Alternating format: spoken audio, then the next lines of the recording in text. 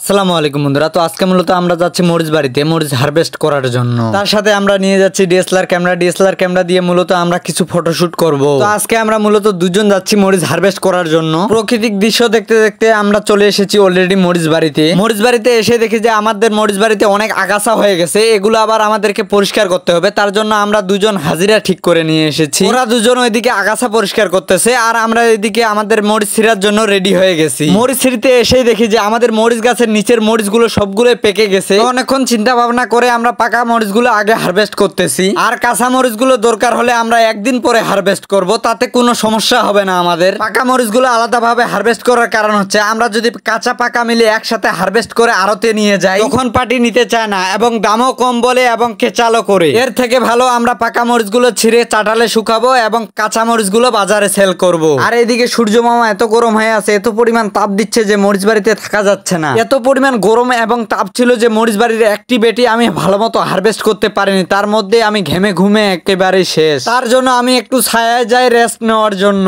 Rest নেওয়ার 4-5 ঘন্টার মাথায় আমাদের মরিচ হারভেস্ট করা একেবারে শেষ। তারপর আমরা সেখান থেকে চলে আসি এবং চাটালে এসেই আমরা মরিচগুলো ভালোভাবে মেলে দেই শুকানোর জন্য। তো বন্ধুরা, আজকের ভিডিওটি এই পর্যন্ত। তো ভিডিওটি ভালো লাগলে অবশ্যই লাইক কমেন্ট শেয়ার করে দিয়ে পাশে থাকবেন। আবার অন্য কোনো ভিডিওতে আপনাদের সাথে দেখা হয়ে যাবে ইনশাআল্লাহ।